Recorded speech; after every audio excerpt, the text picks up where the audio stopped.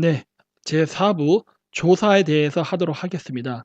여기서부터는 인제 그 외국어가 나와서 쪼끔 어려울 수도 있어서요. 제가 되도록이면 쪼끔씩 쉽게 설명하면서 하도록 하겠습니다. 그 이 한국에는 은, 이가 을 뭐 이런 식으로 각 그 조사들이 있죠, 격조사들이. 근데 이 격조사들이 그 몽골계 언어나 투르크계 언어에도 있습니다. 근데 이게 제가 쭉 보니까 그 한국의 단어나 아까 그 역사적 배경을 봤을 때는 투르크계의 성향이 한국에 강하다 그랬잖아요. 근데 또 언어적 성향으로 들어가 보면요, 또 몽골어적 성향이 더 강한 것 같아요, 제가 봤을 때는. 왜냐면 이 은는이가 해당하는 이 격조사들이 투르크계 언어보다는 오히려 몽골어에 더 가깝습니다. 자, 그래서 이 하나씩 보겠는데, 자, 은는 카자흐에는 일단 없습니다. 그리고 이제 몽골어에는 있는데 일본에도 있죠. 예를 들어서 "이것은 내 것이 아니다."라고 할 때 일본에서는 뭐 "고레와 와타시노 모노 데와 나이." 그래 가지고 와라는 걸 써요. 그걸 한국에서 은이라고 발음하고 하는데 이 몽골어에서도 똑같이 은이라는 게 있어요. 이것이라는 거는 몽골 말로 n입니다. n. 그래서 이것은 아마 n은이에요. n은 그다음 내 게 아니다. 미니흐비시 그래 가지고 미니흐 하는 게 내 것이라는 거고 비시 이게 아니다예요. 이거 아닐 비자랑 관계 있는 한자입니다. 그 관계 있는 것 같아요. 그래서 n은 미니흐비시 하면은 이것은 내 것이 아니다예요. 근데 여기서 또 어떻습니까? 은이라는 단어가 있죠. 그래서 이 은이라는 건 뭐냐면 일종의 강조예요. 뭐 여러 개 중에 하나. 예를 들어서 여러 사람이 학생인데 나는 예를 들어서 선생님일 때 "나는 선생님이다." 그럼 뭐예요? 여러 사람이 있을 때 그 경우에는 다른 사람은 몰라도 나는 그거잖아요. 뭐 "나는 아니다." 뭐 "나는 결백하다." 이렇게 할 때 이런 식으로 뭔가 그 특정 하나를 강조할 때 쓰는 건데 마찬가지로 몽골어에서도 그렇게 쓰인다는 겁니다. 그리고 이 가 요거는 없는 것 같아요. 몽골어에 아주 없다고 할 수는 없는데 있기는 있는데 그 좀 우리가 쓰는 그 사용 용법이랑 좀 많이 벗어나서요. 저는 일단은 없다라고 지금 저는 판단을 했습니다. 비슷한 게 있긴 있어요. 근데 이 좀 여기서 설명하기 어려워지니까 제가 빼겠는데 어쨌든 가가 있어요. 그래서 이게 "제가 하겠습니다." 그러면 와타시가 야리마스 그래 가지고 한국어, 일본어에는 양쪽에 다 가가 이게 있죠. 사실 한국에 가장 가까운 언어는 일본어예요. 그다음으로 이제 가까운 언어는 만주어로 추정이 되지만 제가 만주어를 모르는 관계로 뭐라고 설명은 못 하겠습니다. 어쨌든 이 가는 한국어, 일본어에는 있다. 그리고 을을 이게 나오죠. 을을.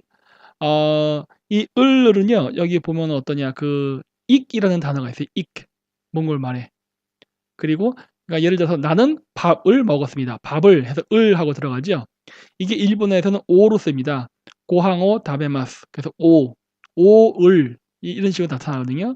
근데 몽골에서는 이게 익이라는 단어로 그래서 홀릭 이데흐 해 가지고 밥을 먹다라고 해서 익이라는 단어가 들어갑니다. 그래서 익, 을, 오 해서 뭔가 비슷하게 발음이 전개된다는 거를 알 수 있어요.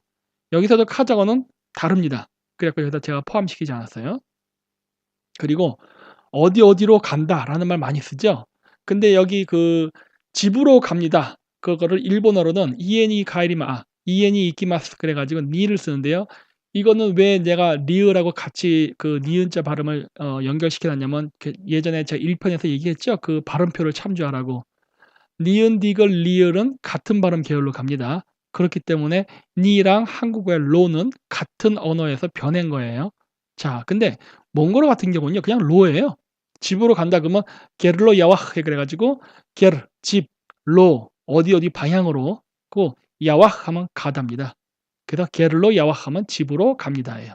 똑같지요. 이 조사까지 똑같다는 건요. 굉장히 그 언어적 치연성이 가깝다는 겁니다.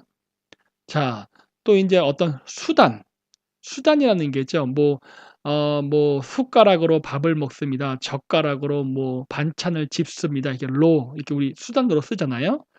마찬가지예요. 여기도 제가 저기 니은, 디귿, 리을 썼죠. 일본어 같은 경우는 그게 데입니다. 데. 뭐 엔피치 데 가키마스 하면 연필로 쓰다. 바스 데 이키마스 그러면은 버스로 갑니다예요. 그때도 이게 데가 나오는데 이거는 일본어의 한국어의 버스로 갑니다의 로와 데는 그래서 그 좀 멀지만은 관계가 있다는 거를 여기서 추정해서 알 수 있어요. 근데 이거를 몽골 말로 할 땐 뭐라 그러냐? 아프토부스아르 야와흐 해 가지고 아프토부스 버스라는 소리입니다. 아르라는 거는 어떤 그 수단, 방법을 뜻해요. 야와흐 가다. 그러니까 아프토부스아르 야와흐 하면은 버스로 갑니다예요. 근데 아르라고 돼 있잖아요. 우리는 로인데 예, 다른 것 같지만은 다르지 않습니다. 왜냐하면은 우리 세종대왕의 훈민정음 보면 나란말싸미 둥기게달아 문자와로 서로 삼았디 아니할세. 그래서 문자와로 그래요. 그거 현대 한국말로 뭡니까? 문자로 서로 맞지 않아서 이런 말 아니에요. 근데 중세는 문자와로 그래요. 중세 조선의 와로는 뭐랑 가깝습니까? 지금 몽골의 아르랑 가깝지요. 그쵸? 그러니까 조선시대 때 한국의 언어는 어쩌면 몽골어랑 더 가깝지 않았을까라는 추정을 낳게 하지요. 자, 그다음에 어디에서 왔다. 출처죠. 그거 할 때 한국에서 왔습니다. 그러면은 설렁거스 올사스 이르슨 그래 가지고 설렁거스 한국이라는 소리입니다. 울스라는 건 나라예요. 그러니까 설렁거스 울스 하면은 한국. 그다음에 아스라는 건 어디로부터예요. 우리가 어디로부터라는 말도 있지만 에서라는 말이 있죠. 이 에서랑 아스는 벌써 발음이 비슷하지 않습니까? 그래서 아스 이르슨 에서 왔습니다예요. 발음 같죠? 그리고 이제 뭐뭐뭐의 소유격에 해당하는 거죠. 자, 요거 이제 카자고도 비슷하게 나옵니다. 제 이름은 할 때 이제 믿는 같음 카자고는 그래요. 그래서 응이라는 발음이 나와요. 그리고 말하는 아트에서 응 이런 식으로 두 개의 발음이 나옵니다. 요거 중요합니다. 자, 이렇게 나오는데 몽골어에서도 비슷해요. 미니네르해서 비에서 나의 하면 미니가 되거든요. 나의 할 때는 그래서 니가 되고 그다음에 엄마 할 때 애지인데 여기서는 자음으로 끝났기 때문에 이를 붙여서 이인 해 갖고 애지인 넬 해 가지고 어머니 이름 이런 식으로 해요. 그래서 보면은 여기서도 인, 니 이런 식으로 나오죠. 그게 한국어의 의에 해당하는 겁니다. 의. 근데 일본어에서는 노지요. 와타시 노 나마에 그래서 노. 그러니까 한국말의 노와 의는 완전히 다른 것처럼 보이지만은 사실 카자흐어와 몽골어의 소유격을 보면요. 이응 계열의 발음과 니은 계열의 발음이 동시에 나타나는 걸 알 수 있어요. 따라서 이런 걸 봤을 때 한국어, 일본어가 저 북방기 언어에서 갈라질 때 각자 니은과 이응 계열의 발음으로 그 발음을 취하면서 소유격의 격조사의 발음이 변했다는 것을 알 수가 있습니다. 자, 그래서 복자음.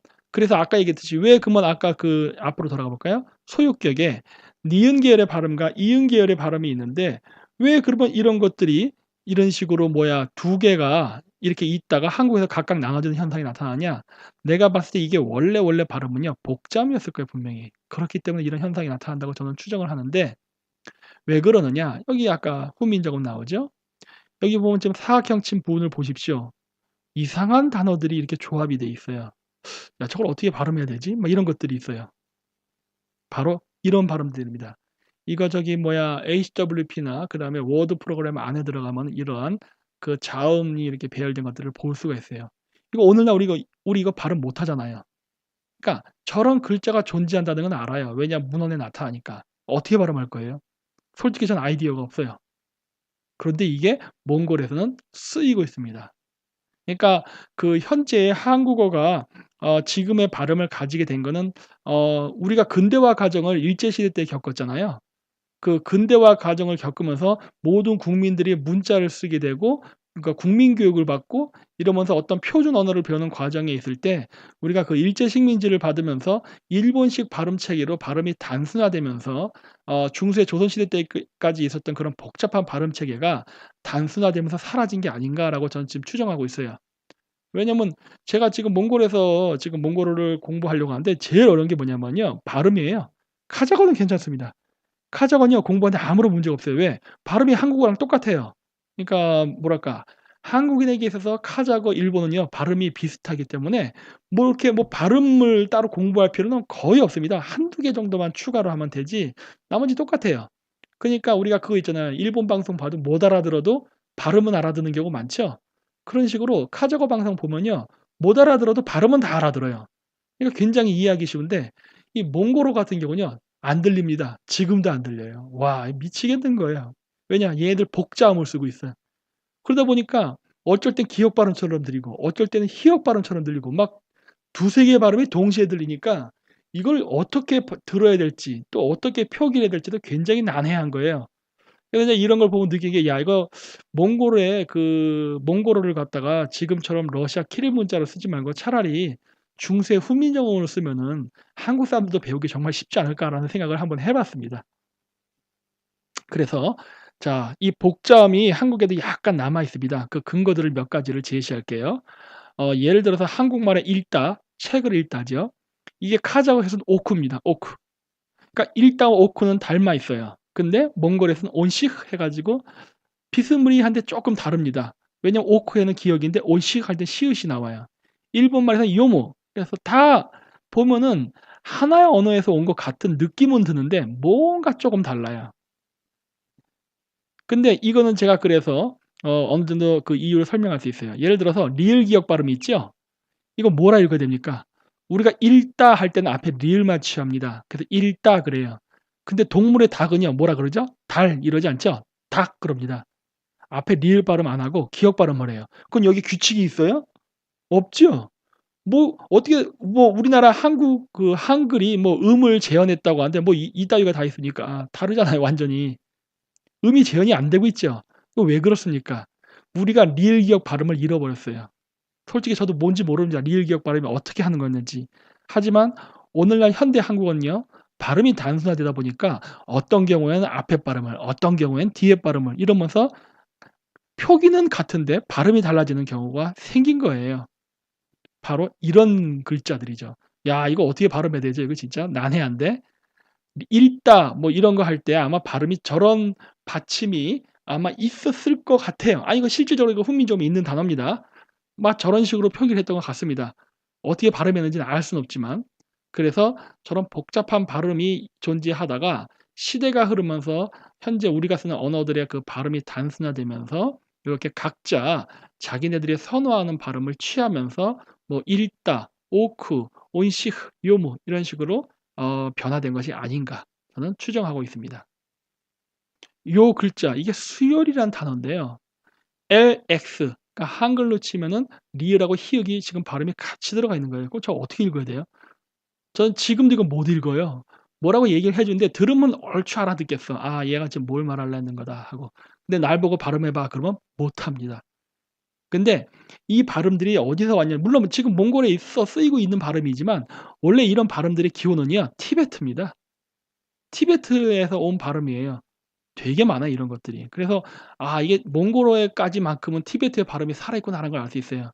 근데 오늘날 한반도 지역까지는 이 발음들이 살아있지는 않고 다만 받침 발음으로 몇 가지가 화석처럼 남아 있죠.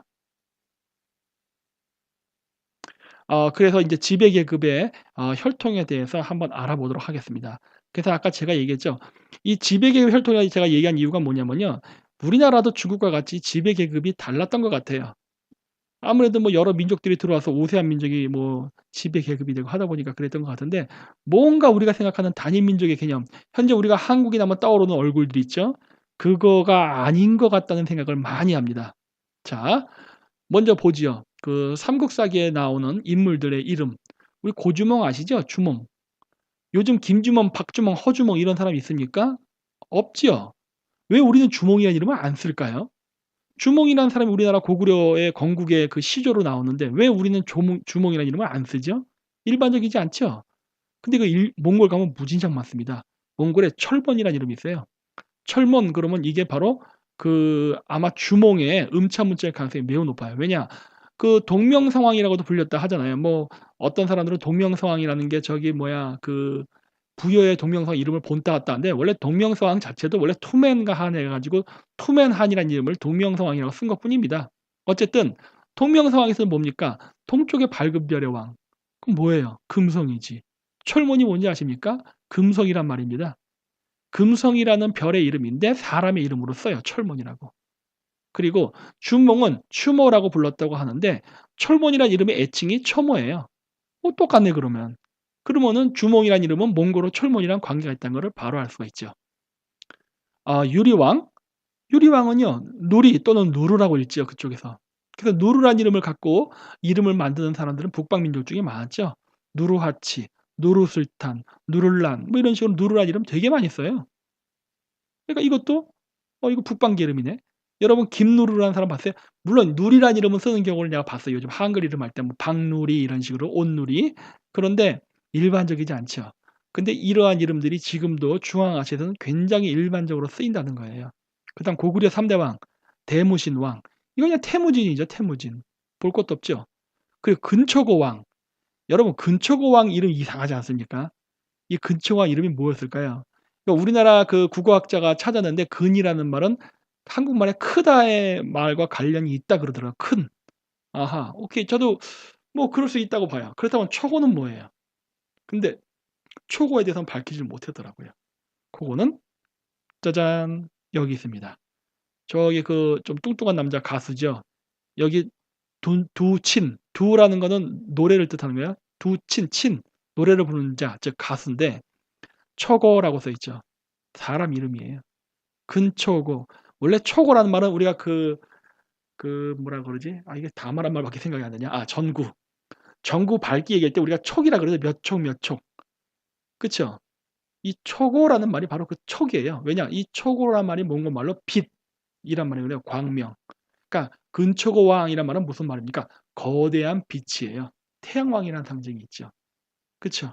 그러니까 근초고왕이라는 건 뭐예요? 큰 빛의 왕, 태양왕 이런 의미입니다. 그러니까 여기도 몽골어조 요소가 있어요. 자, 또 볼까요? 고구려의 유명했던 왕 을지문덕. 을지라는 성씨 없지요. 우리나라에서는 이걸 앞에 거만 딱 따갖고 을씨라는 성씨가 있다라고 하는데 저는 그렇게 보지 않아요. 을지가 하나의 성일 것이라고 봅니다. 왜냐고요? 몽골에 있으니까.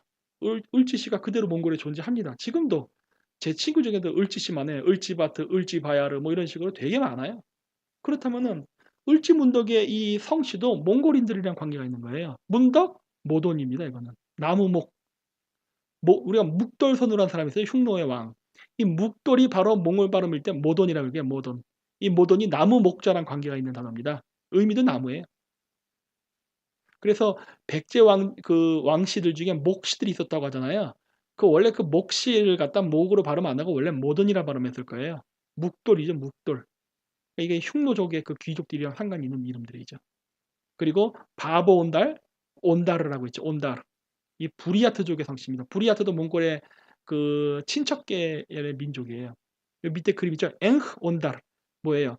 그 평화로운 뭐 온달? 뭐 어쨌든 뭐 그런 이름인데 이런 식으로 지금도 쓰인다는 거. 몽골에도 있고 그다음 부리아트에도 있습니다. 그리고 부르테자 이런 거 비료 얘기하죠. 베르.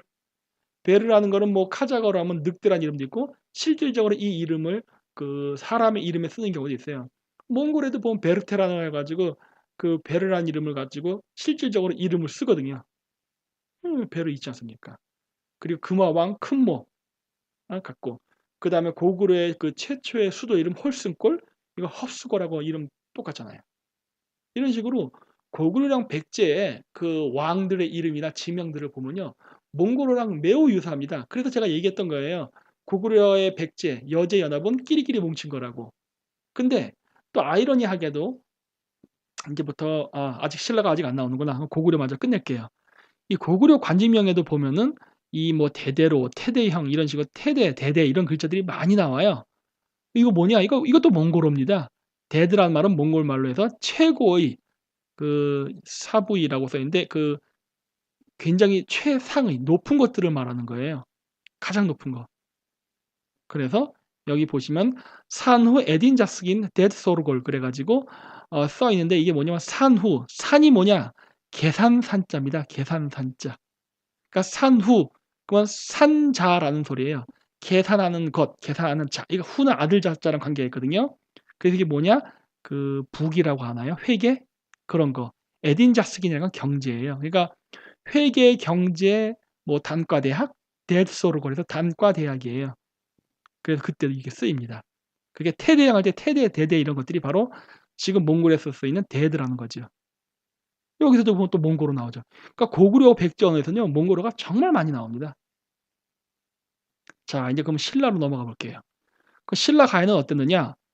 조금 다릅니다. 얘네들이 조금 달라요. 이게 섞이긴 했지만 조금 달라. 예를 들어서 박혁거서의 어머니라는 파소 부인, 파소. 이거는 무당을 뜻하는 말인데 예를 들어 터키에는 파샤가 있습니다. 그 케말 파샤에서 아타투르크라고 나오죠. 그 파샤란 말은 원래 그 무당의 이름이에요. 그 파샤를 카자흐에서는 박수라 그럽니다. 우리나라에 박수무당이라고 부르죠. 그 박수. 그게 바로 카자흐의 박수예요. 바로 샤먼을 뜻합니다. 그리고 그 몽골에서는 박시라 부르죠. 근데 이 박스라는 무당은 조금 다릅니다.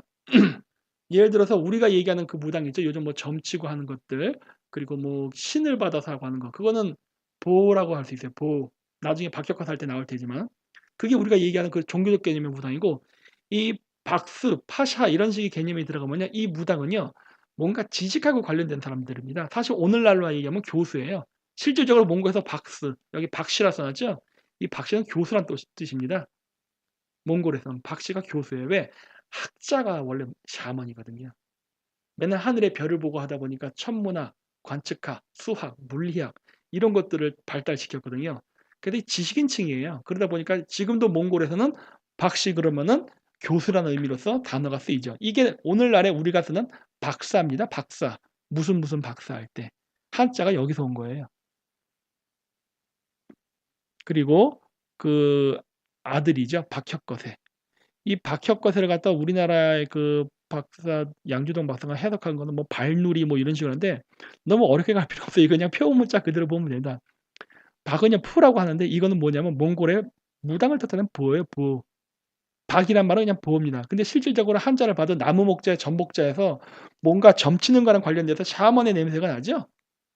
예, 이 박이란 발음 자체가 보예요. 보. 그래서 무당을 상징합니다. 그러니까 박혁거세의 박은 무당이란 소리고, 혁이란 말은 한자로는 이게 불글적자지만은 이게 우리나라 말에 쪽색할 때 쪽입니다. 쪽.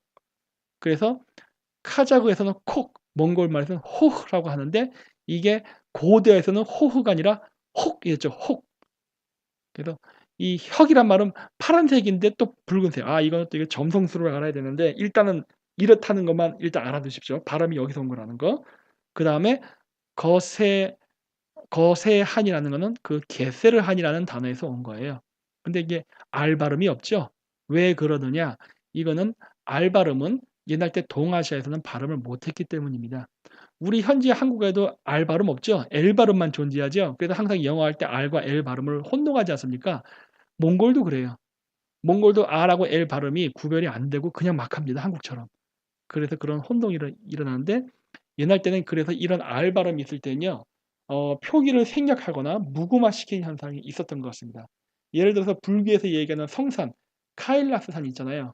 그 불교에서는 그걸 수미산이라 부르는데 그 수미산의 원래 발음은 수메르산입니다. 르가 있어요. 근데 르 빠지고 수미산이라 불러요. 그리고 여기 게세르한도 르 빠지고 게세한, 즉 거서간이라고 부르고, 그다음에 만주족도 원래 만주족이 아니라 원래 만주르예요. 만주르. 근데 만주르란 발음이 안 되니까 만주족 이런 식으로 르 발음이 생략되면서 한자 표기가 나온 걸 알 수 있죠.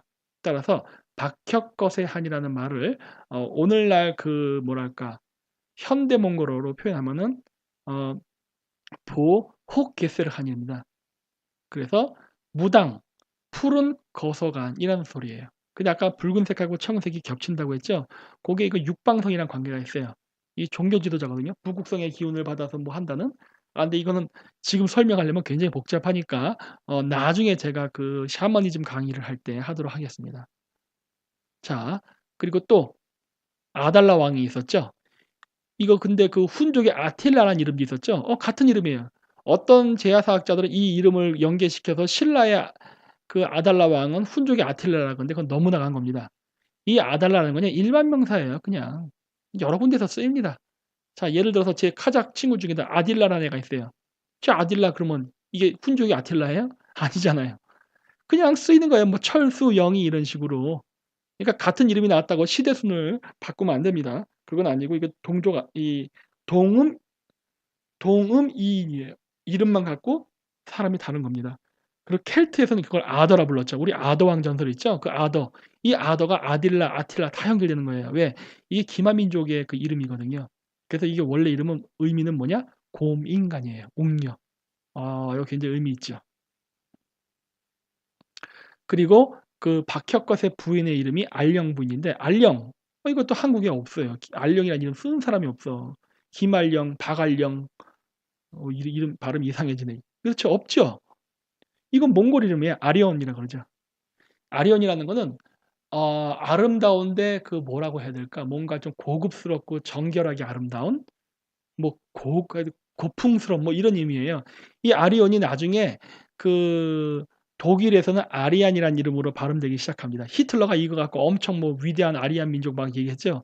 근데 아리안이라는 건 어떤 민족이 아니라 그 신성한 그 샤먼의 혈통을 받고 태어난 그 종교 종족을 뜻하는 이름이에요, 원래는. 그래서 고결한 종족 이런 의미. 그래서 실제적으로 몽골 그 여자 이름의 아리언에도 그런 의미가 들어 있습니다. 그래서 한데 뭐 히틀러가 아주 틀렸다 보진 않아요. 왜냐 이 아리안족은 백인하고 매우 관계가 깊습니다. 저도 그 부분은 저도 동의해요. 아마 알령 부인도 백인 여자였을 가능성이 매우 높다고 저는 보고 있어요. 아달라 이미 설명했죠. 아틸라 됐고 박특. 박특은 뭘까요? 밭들입니다. 밭들. 이게 중국 이쪽 그 한자를 쓸 때 르 이게 발음이 안 되니까 저런 현상이 발생하는 거거든요. 박특 르 발음 없어지니까. 그래서 제가 원래 밭들으라고 쓰고 싶은데 한자로 쓰다 보니까 박특 저렇게 돼 버린 거예요. 그리고 아로 공주. 이 야로죠, 야로. 야로는 한국에도 있습니다. 압록강 할 때 압록이 야로입니다. 압록강을 그냥 우리 한자 읽을 때 한국 발음 압록이지만 그거 그 중국 발음 그러니까 즉 만다린 여진어 발음이죠. 그 야로예요, 야로. 야로지앙 그러면 그게 압록강이라는 소리예요. 백마를 뜻하기도 하죠. 이거 백마공주예요. 에마 부인이네, 에마. 그래서 보십시오. 생김새가 다르죠. 이게 바로 김수로왕의 그 무덤을 지키는 수호신인데 이 딱 보면 전형적인 서역인이에요. 중앙아시아 사람. 왜 그래요? 자, 근데 중요한 건 뭡니까? 무덤 주변에 저런 무인들이 서 있다면 저 사람들은 노예일까요? 아니면 높은 귀족 출신일까요? 당연히 귀족 출신입니다. 김수로 왕릉 주변에 호위하는 여러 문신과 무신들은요. 외국인들이 많아요. 자, 그 얘기는 뭡니까? 우리나라에 들어와서 살던 지배계급 중에 외국인들이 굉장히 많았다는 걸 의미하는 거예요. 이런 걸 봤을 때. 3년 전쯤 부산 가덕도에서 고대인으로 추정되는 유골 40여 구가 무더기로 발견됐습니다. 최근 한 연구팀이 유전자 분석을 했더니 이 유골들 7,000년 전쯤의 신석기인들로 확인됐습니다. 발굴 당시 유골의 모습을 보면 반듯하게 누워있기도 하지만 태아처럼 팔다리를 굽혀 쭈그리고 있는 모습이 특이한데요. 한반도에서는 발견된 적이 없는 굴장이라는 장례 풍습입니다. 장례와 생김새까지 특이한 이 신석기인들, 과연 어디서 온 걸까요? 박경호 기자가 보도합니다. 주변 지층과 유품으로 봤을 때 이번에 발견된 가덕도 유골들은 7,000년 전 이 땅에 살았던 신석기인들로 추정됩니다.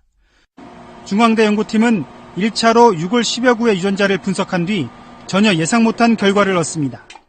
이들에게서 현대 한국인들에겐 없는 유럽형 유전자를 발견한 겁니다. 유럽 사람들의 특징 유전자가 우리 땅에서 나온 것은 이번이 처음입니다. 가덕도 집단과 현대 한민족, 현대 유럽인과의 관계를 결정하는 유전적 유형 관계를 확인할 수 있는 이런 중요한 정보를 제공할 수 있을 것이고, 또 가덕도 유골들의 독특한 매장 방식인 굴장은 독일에서 발견된 매장 방식과 비슷합니다. 이 때문에 한민족의 이동 경로에 대한 그간의 정설과는 다른 가능성이 제기됐습니다. 아프리카에서 기원한 인류가 중앙아시아 등을 거쳐 한반도에 이른 것으로 알려졌는데 유럽 민족과의 연관성이 새롭게 나온 겁니다. ist ein sehr, sehr guter Anlass, die Forschung in Korea weiter voranzutreiben, aber auch bei uns. Und vielleicht ist das eine gute Gelegenheit für zukünftige Kooperationen. 앞으로 추가 연구가 진행되면 한민족의 기원뿐 아니라 인류의 이동에 대한 비밀을 풀 수 있을 것으로 기대됩니다. KBS 뉴스 박경호입니다. 자, 보셨죠? 어떻습니까? 우리 그 한국인의 그 지배 계급 중에는요. 외국인들이 무진장 많았습니다. 꼭 한국인만 외국 지도자가 되는 게 아니에요. 우리나라는 민족주의적 민족 사관의 관점에서 고대사를 바라보니까 모든 걸 다 한국인으로 다 연계시키려고 그러죠. 뭐 단군, 뭐 한인, 뭐가 됐던 간에. 근데 저는 그렇게 보지 않아요. 우리나라 지도자 중에 외국인들이 상당히 많습니다. 그리고 왜 이런 일이 벌어졌을까요? 자, 보십시오. 이 그래프. 여기 스키타이라고 나오죠? 신라의 그 무덤에서 나온 그 유골의 DNA입니다. 그럼 이거 누구예요? 평민 아니죠? 우리 저기 그 경주에는 무덤에서 나온 거니까. 그 왕하고 귀족의 무덤의 DNA인데 스키타인이랑 똑같아요. 중앙아시아에. 벌써 이 사람들이 혈통을 알 수가 있죠. 골품제도 왜 했습니까? 자기들끼리 결혼하려고 한 거예요. 순혈통의 그걸 지키기 위해서. 근데 보십시오. 조선시대 때에는 조금 더 저쪽 왼쪽 위로 가고 현대 한국에는 좀 더 갑니다. 원래 우리 한국인의 외모가 점점 뭐라고 해야 될까? 동양스러워지네요. 원래는 서구적이었는데. 그쵸? 그러니까 제가 봤을 때 그래요. 한국 사람들이 서양인이랑 결혼하는 거 제가 봤을 땐 그건 잡종이 아니라 어떻게 보면은 우리나라의 본래의 모습으로 돌아가는 것 같습니다. 우리가 생각하는 한국인이란 이미지, 지금의 우리 얼굴, 옛날 때는 아니었다는 거죠. 오히려 고귀한 혈통을 가진 아리안이죠. 이 아리안 혈통의 사람들은요, 오히려 서양인의 외모에 더 가까웠어요. 그리고 왜 지배 계급에 이렇게 혈통이 섞인다든가 외국인의 DNA를 가진 사람들이 많으냐? 이거는 샤머니즘하고 관계가 있습니다. 제가 그 삼가 거기서 얘기했죠. 샤머니즘 세계에서는 왕위 계승을 어떻게 한다? 장자 계승이 아니라 천통 계승. 즉 어떤 제전을 통해 가지고 사람들을 뽑아서 그 섹스를 한 다음에 그때 태어난 아이들을 통해 갖고 하기 때문에 당연히 잡종이 생깁니다. 왜냐면은 샤머니즘에서 추구하는 건요. 그 우생학적인 관점이 있거든요. 보다 더 뛰어난 인종, 보다 더 뛰어난 사람이 태어나서 그 사회를 이끌어야 보다 사회가 더 진보되고 발전이 될 수 있다라는 사상이거든요. 인종주의학이에요. 그러니까 히틀러가 얘기했던 우생학이요. 아주 틀린 말은 아니에요. 샤머니즘에 그런 관점이 있습니다. 지금도 그 몽골 유목 민족들 같은 경우는 영리 목적이 아닌 경우에 영리 목적이 아니고 그냥 자기들끼리 그냥 그 뭐지 말이라든가 양을 키우는 사람들은요. 겨울에 그냥 밖에 내놓습니다. 그래서 추위에서 뒤지거나 말거나 알아서 생존하라 해요. 그러면 개중에 능력 안 된 애들은 뭐 죽기도 하고 뭐 쫄쫄 굶다가 늑대에 잡아먹히기도 하죠. 그러면서 어떻게든 살아남는 애들, 그 아이들이 선택돼 가지고 다시 봄이 되면은 그 살아남은 가축들을 중심으로 해서 다시 또 키웁니다. 즉 뭐예요? 양육강식의 세계예요. 그런 식으로 혹독한 자연 환경 속에서 그렇게 우월한 유전자를 선택하지 못한다면은 자기들은 다 죽는다예요. 그래서 이러한 개념이 단순히 가축에게만 적용되는 게 아니라 그 인간 사회 내부에도 동일하게 적용됐습니다. 그런 것 중에 하나가 뭐냐면 바로 궁궐 문화 중에 그 하나인 내시 문화죠. 내시 문화 그것도 북방 민족의 문화입니다. 남방 농경 민족의 문화가 아니에요. 이 사람들이 북방 민족이 이 농경지대를 침략해서 점령한 다음에 그 정복 왕조를 세우고서 궁궐에서 살았잖아요. 그래서 뭘 했느냐? 그 궁궐에 있는 여자들은 다 황제거 아닙니까? 조선시대 때도 그랬잖아요. 무술이 이런 것들 다 그냥 왕거 아닙니까? 세종대왕은 한 뭐 80명이 부인이었다면서요. 그게 뭐냐면요. 어 뭐랄까 그러면서 궁궐 안에 있는 남자들은 전부 다 거세시켰다고 했잖아요. 이거 왜 이런 일을 했느냐? 이것도 마찬가지 유목민의 풍습이에요. 유목민들 그렇게 예를 들어 양을 키울 때 뭐 수컷 양이 100 마리, 암컷 양이 100 마리다. 그러면은 걔네들이 1 대 1로 짝짓기 할 것 같습니까? 천만에 만만합니다. 수컷 양 100 마리가 청소년쯤 돼서 인제 발정기가 될 때쯤 되잖아요. 그러면은 목동이 봐 가지고 신체 건강하고 튼튼한 양만 남겨 놓고 나머지 양 그 남자 수컷 양들은 전부 거세해 버립니다. 그 새끼를 낳을 권리조차 주지도 않는 거예요. 우월한 수컷만이 새끼를 낳게 할 수 있는 자격이 있다예요. 그래서 그렇게 우생적인 수컷이 그 짝짓기를 해서 새끼를 낳고 이렇게 증식하는데 겨울이 되면은 또 어떻게 해요? 밖에 내놔. 죽으라고. 죽으라고 내는 게 아니죠.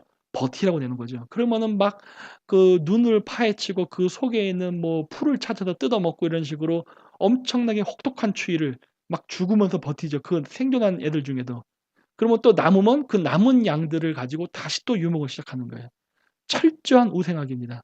근데 이러한 논리가 가축에만 적용되는 게 아니라 사람에게도 적용되죠. 그래서 이런 철저한 실력주의, 능력주의예요. 그래서 거기에 살아남은 자만이 왕이 된다예요. 그리고 그 왕이 된 자는 바로 아주 훌륭한 유전자를 갖고 태어난 자니까 당연히 그 사람은 여러 곳에 씨를 뿌려서 그 좋은 유전자를 퍼낼 수 있는 권리가 주어지는 겁니다. 옛날 때 그랬던 거예요. 이런 사고방식으로 퍼뜨린 겁니다. 그러니까 이런 의미에서 봤을 때는 어떻게 보면 우리 한국 사람들은요. 단군의 자손이 맞는 거죠. 단군이 뭐 47대인가까지 있었다면서요. 옛날 땐 이렇게 했거든요, 짝짓기를. 오직 왕만이 바로 지배자만이 그 자식을 번창시킬 수 있는 권리를 가졌습니다. 나머지 수컷은 뭐 안 되죠. 자, 그래서 이상으로 해 가지고 비교 언어학을 중심으로 해서 그 유라시아 언어와 한국어의 그 언어를 비교함과 동시에 그 문화나 유물을 동시에 살피면서 우리가 어떻게 연결되어 있나에 대해서 한번 알아봤습니다. 네, 감사합니다.